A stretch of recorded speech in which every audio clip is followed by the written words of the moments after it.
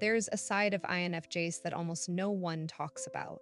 Not the strengths, not the intuition, not the deep emotional insight, but the things they quietly struggle with, the habits that don't match the image, the weaknesses that stay hidden behind self-awareness. Because while INFJs understand people deeply, that doesn't mean they understand themselves perfectly in every situation. What makes this even more surprising is that many of these struggles come from the same traits people admire. The same depth that helps them read others can make decision-making harder. The same empathy that builds strong connections can create imbalance. The same internal world that gives them clarity can also trap them in overthinking. These aren't obvious flaws. They're hidden trade-offs that most people never notice. In this video, we're breaking down 9 things INFJs are shockingly bad at that. No one admits the quiet blind spots, the patterns they struggle with, and the behaviors that don't fit the usual image of an INFJ. If you've ever noticed contradictions in yourself that you couldn't explain, stay until the end. And subscribe to Brainy Quiet Mind for more insights into the real, unfiltered side of the INFJ mind. They struggle to make quick decisions because they overanalyze outcomes. Slow decisions, too many outcomes. Mental overload. When an INFJ faces a decision, it rarely feels simple. Even the smallest choice begins to expand in their mind, unfolding into multiple paths, each with its own consequences. What seems straightforward to others becomes layered with possibilities. If I choose this, what happens next? How will it affect others? What does it lead to long term? Their mind doesn't stop at the immediate result. It moves forward, mapping what comes after and after that. The decision grows heavier not because it is complicated, but because they see everything connected to it. This depth of thinking is not random. It comes from their ability to recognize patterns and anticipate outcomes. They don't just choose based on the present moment. They choose based on potential futures. But this creates a challenge. The more possibilities they see, the harder it becomes to settle on one. Each option carries weight. Each path feels significant, and with that significance comes hesitation, not because they are unsure, but because they are aware of how much the choice can influence everything that follows. To others, this can look like indecision or delay. The INFJ may pause when others act quickly, question when others feel certain, hesitate when others move forward, but internally they are not stuck, they are processing. They are trying to find the path that aligns not just with logic, but with meaning, impact, and long-term stability. And until they feel that alignment clearly, the decision remains open. Because for the INFJ, choosing is not just about acting.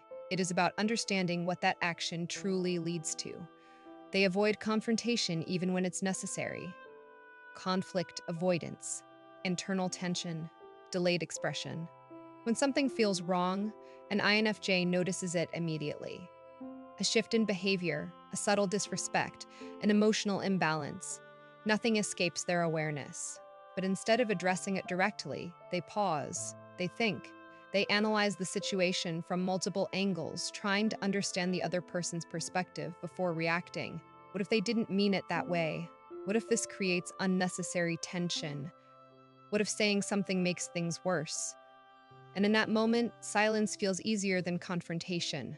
This avoidance is not weakness, it's complexity. The INFJ doesn't fear conflict itself. They fear what conflict can lead to.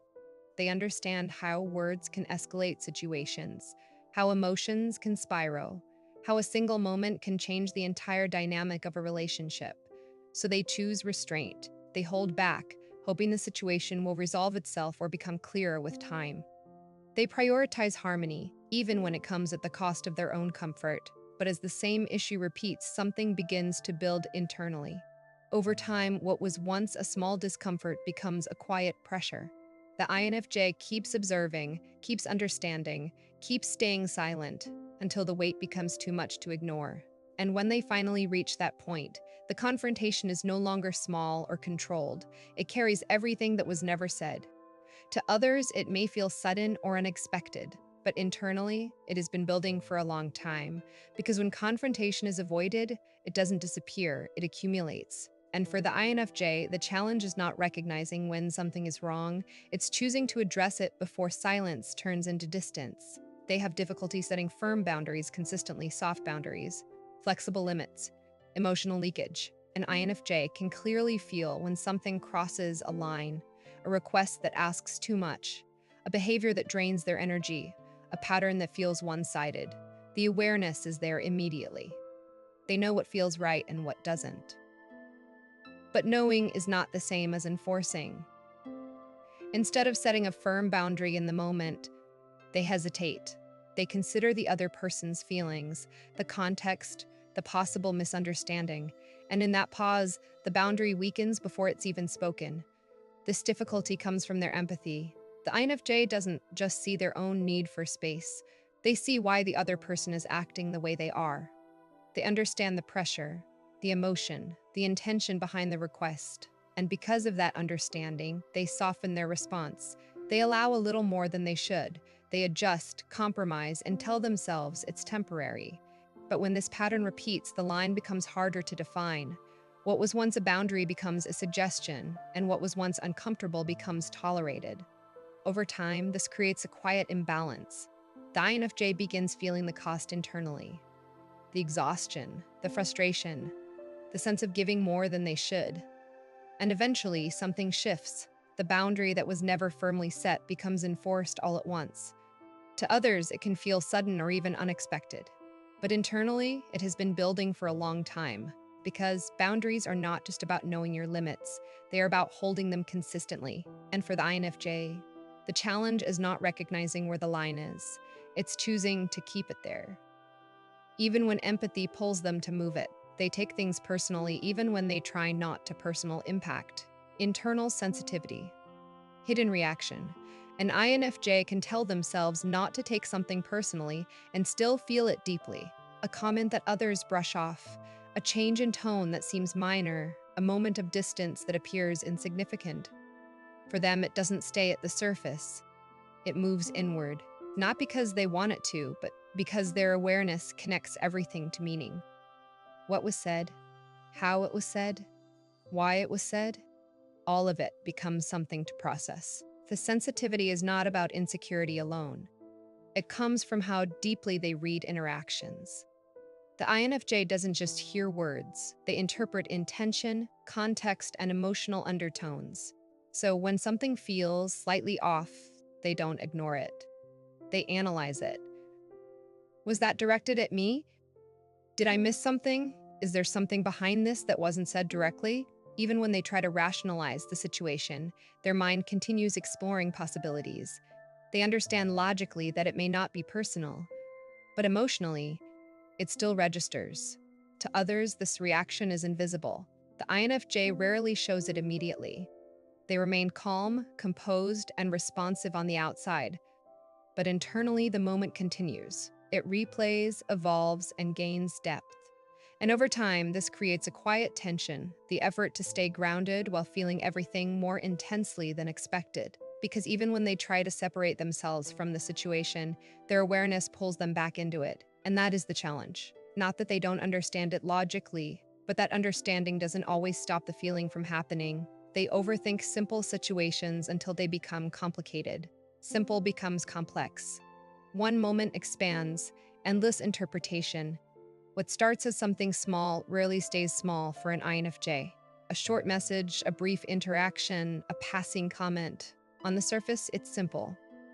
But internally, it begins to unfold.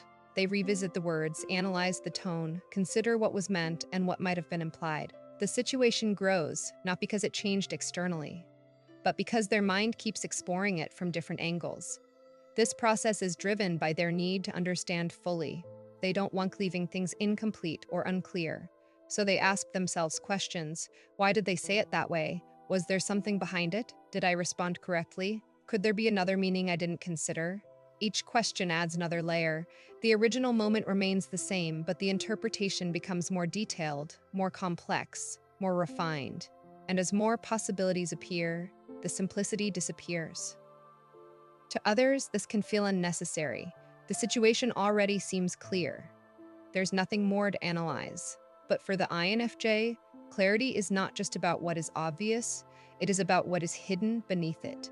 And until they feel they have explored those layers, the thinking continues. What makes this challenging is that the mind doesn't always stop once enough understanding is reached. It keeps going, adding possibilities that may not even exist. And in that expansion, something simple becomes complicated, not because it needed to be, but because the INFJ's depth of thought naturally moves beyond the surface. They struggle to express their inner thoughts clearly to others, complex thoughts, limited words, lost translation. Inside an INFJ's mind, thoughts don't exist in simple sentences. They exist as layered connections, emotions, and patterns happening all at once. When they try to explain what they think or feel, they're not translating a single idea. They're trying to compress something multidimensional into linear words. And in that process, something always feels missing. The meaning is there internally, clear and complete. But when it reaches the surface, it feels reduced. This creates hesitation in how they communicate. The INFJ pauses, searching for the right way to express something that doesn't fit easily into language. They may start explaining, then stop, adjust, and try again. Not because they don't know what they mean, but because they know the way it's coming out doesn't fully represent it. They simplify their thoughts so others can follow, but in doing so, they lose depth. They shorten what should be expanded. They leave out connections that feel essential internally but difficult to explain externally. To others, this can look like uncertainty or confusion. The INFJ may appear unsure even when they understand exactly what they're trying to say, but internally, the struggle is not about clarity, it's about translation. They are trying to bridge the gap between what they know deeply and what can be communicated simply.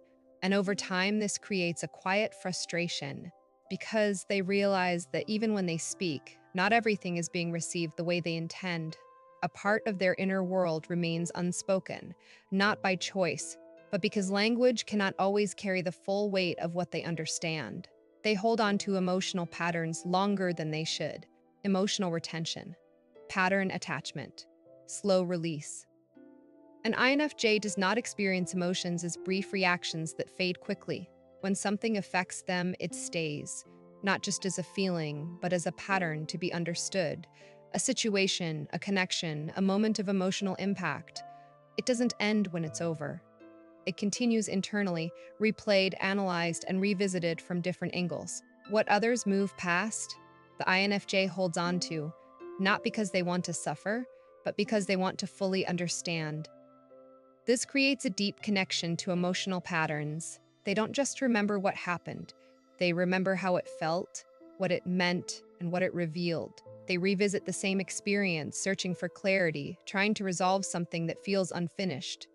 Even when they logically know it's time to let go, something inside them resists, not out of attachment alone, but out of incompletion. They want to understand it fully before releasing it.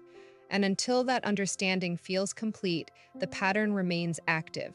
Over time, this becomes heavy. The INFJ carries emotional experiences longer than necessary, not because they can't move on, but because they haven't reached closure internally. To others, it may seem like they are holding on to the past, but internally, they are still processing it, and this is where the challenge appears, because not every emotional pattern needs to be fully understood to be released. Yet for the INFJ, letting go without clarity feels incomplete, and until they accept that some things don't require full understanding, the pattern continues, quiet, persistent, and difficult to fully leave behind. They expect others to understand them without explaining fully, unspoken expectation, silent communication, missing clarity. An INFJ often communicates in layers, not just through words but through tone, behavior, and subtle cues. When they express something, they don't feel like they're saying just one thing. They feel like they're revealing a deeper meaning beneath it. And because of this, they assume others will naturally pick up on those layers. They expect understanding to happen intuitively, the same way they understand others without needing everything to be explained directly. This expectation comes from how they experience connection. The INFJ listens beyond words, senses emotions beneath the surface, and interprets meaning through patterns and subtle signals. So when they speak, they assume that same level of awareness exists on the other side. They don't always explain everything in detail, because to them, the meaning already feels clear. But when the other person responds at a surface level or misunderstands what was meant, something feels off. The INFJ begins to feel unseen, even though they technically express themselves. Over time, this creates a quiet frustration. They feel like they've communicated but not been understood. They feel like they've shown something important, but it wasn't recognized.